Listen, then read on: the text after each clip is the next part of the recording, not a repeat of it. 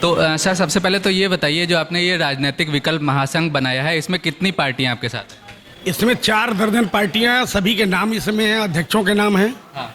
और हम लोग ये मेन मुद्दा ये है राजनीतिक विकल्प महासंघ का कि उत्तर प्रदेश में जीएसटी जो लगा है पेट्रोल पर उसको हटाया जाए, क्योंकि जीएसटी हट जाएगा तो 35 रुपया प्रति लीटर सस्ता हो जाएगा बिजली ये पेट्रोल, जिससे गरीब लोगों को काफ़ी लाभ मिलेगा। लेकिन सरकार का तो ये कहना है जो ये जीएसटी है ये कंपनियों के हवाले कर दिया है, बाजार रेट पे कर दिया है। जितना अंतर्राष्ट्रीय बाजार में पेट्रोल बढ़ता है या डीजल बढ़ता है उतना हम बढ़ाते हैं। तो आपकी जो ये मांग है ये क्या लगता है कौन मानेगा, कैसे? ये सरकार जब किसी आदमी को, मान लीजिए किसानों को 2000 रुपया महीना दे रहे हैं, तो किसानों को सरकार अपने पास से दे रही है ना। तो ये चीज़ किसान में, जैसे वैक्सीन लगी तो वैक्सीन का पैसा कौन दे रही है? सरकार दे रही है। और कहीं कहीं पैसा लोग व्यक्तिगत रूप से दे रहे हैं।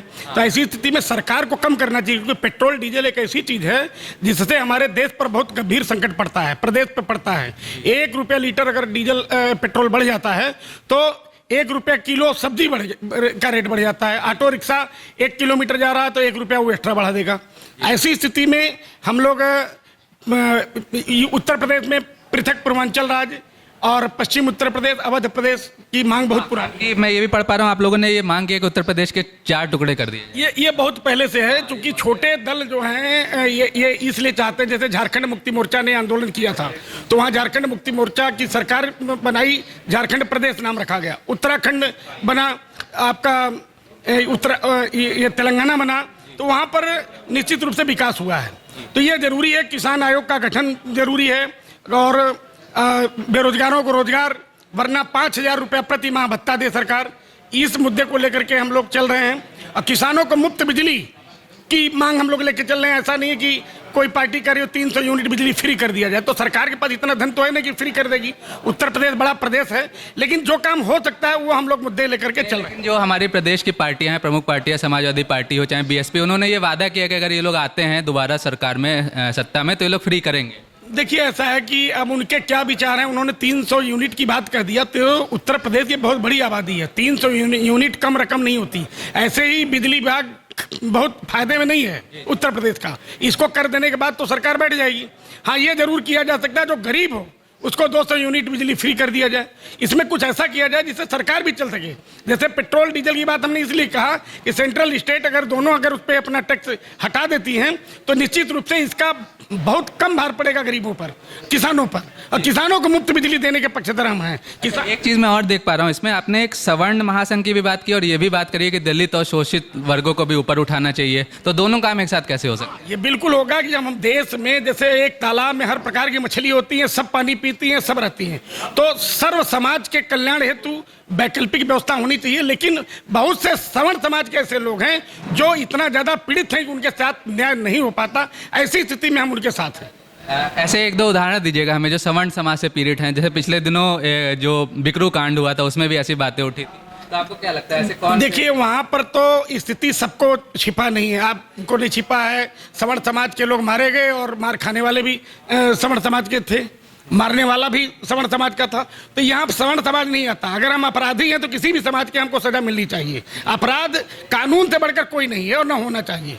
ऐसा नहीं कि हम बहुत बड़ी ताकत हो जाए तो हम उस पर अपनी प्रतिष्ठा पावर को पूरा दिखा दें और अगले को कुचल दें। कानून माने कुछ नहीं, तो वो कानून अपना काम कर रहा है, उस विषय पर हम टिप्पणी करना नहीं चाहेंगे। लेकिन संजोग से अगर जनरल कैटेगरी का आदमी है, अपराधी है, अगर उसके साथ कोई घटना हो जाती है तो एक मुद्दा विभिन्न जगह से मिल जाता है, तो हम उस पर अपना ध्यान नहीं बटाते। हाँ, उत्तर प्रदेश में अगर कोई गरीब सवर्ण है, अभी कल मिर्जापुर से कुछ सवर्ण समाज के लोग आए थे, उनकी जमीन पर एक लेखपाल ने कब्जा कर लिया।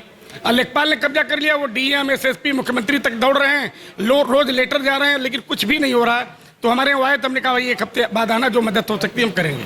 अच्छा, तो 2022 में आपने, मैंने ऐसा पढ़ पा रहा हूँ कि आपने 403 सीटों पे अपने उम्मीदवार उतारने की है।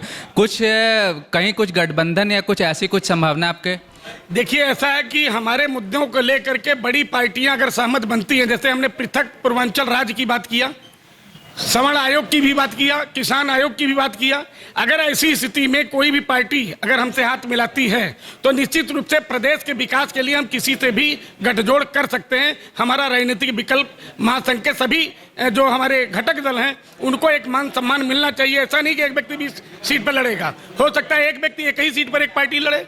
ऐसी स्थिति में हम उसका साथ देंगे, बशर्ते हमारे जो मुद्दे हैं उस पर चलना चाहिए। अच्छा, आखिरी में एक जनता को आप क्या संदेश देना चाहेंगे हमारे जरिए, जो उत्तर प्रदेश की जनता है, आप उसको क्या कहना चाहेंगे? उत्तर प्रदेश की जनता से मैं ये कहना चाहता हूं कि जो व्यक्ति आपको लगे कि वास्तव में प्रदेश का विकास करेगा, जैसे आजकल नेता में बहुत से ऐसे लोग हैं कि चुनाव जीत के जाते हैं तो फिर जनता के बीच में नहीं जाते हैं, तो ऐसे में जनता भी आज कहीं नई पैदा नहीं हुई है। तो जनता बहुत से अभी आजमगढ़ में एक विधानसभा है जिसमें 20 साल से एक ही विधायक हैं जो बुजुर्ग हैं समाजवादी पार्टी से, वो काम करते हैं तो उनकी चर्चा है।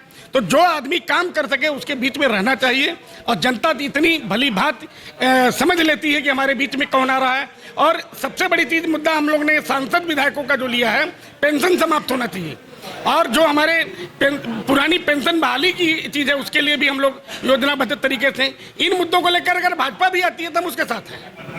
पुरानी पेंशन को बहाल कर दें, किसान आयोग का गठन कर दें, हम उसके साथ हम समर्थन दे देंगे, हम चुनाव भी नहीं लड़ेंगे। आपने किसानों की बात की, पिछले दिनों यहाँ पे राकेश टिकैत और योगेंद्र यादव जी आए थे। किसान आंदोलन लगातार दिल्ली में चल रहा है, आप उस पर क्या कहेंगे? जब सरकार किसानों की वहाँ नहीं सुन रही तो आपको कैसा लगता है किसान? अब मैं आपको बताना चाहूंगा, सबको पता है कि वो किसान कहाँ के हैं। ज्यादातर पंजाब से हैं, उत्तर प्रदेश, मध्य प्रदेश, महाराष्ट्र, बिहार, मणिपुर, राजस्थान, आप दिखाइए कोई है। एक पॉलिटिकल पार्टी है जो पूर्ण रूप से सहयोग कर रही है। राकेश टिकैत यहाँ के कौन सा आंदोलन उन्होंने उत्तर प्रदेश में बड़ा कर दिया? जिस तरह से वहां पर दिल्ली में लगातार डाले हुए डेरा, वो रहने वाले तो यूपी के हैं और उनके पिताजी बहुत बड़े नेता थे किसानों के, तो क्यों नहीं उन्होंने किया? तो ऐसी स्थिति में किसान आंदोलन देश नहीं कर रहा है, किसान आंदोलन ये करा रही है आपकी कांग्रेस पार्टी। शुद्ध रूप से कांग्रेस और कुछ विरोधी पक्ष हैं वो करा रहे हैं। और कांग्रेस कितने किसानों को किसान तो मर चुके, चाहे कोरोना से मरे भाई, उनको ठीक है आंदोलन करने के कई तरीके, हम लोग भी आंदोलन करते हैं, सरकार के खिलाफ भी जाते हैं, सरकार बढ़िया काम करती है तो उसके पक्ष में भी जाते हैं। हम लोगों का ये उद्देश्य नहीं हम सरकार में आए, जो अच्छा काम करेगा हम उसके साथ हैं, हम अपने मुद्दे को लेकर लड़ेंगे। धन्यवाद।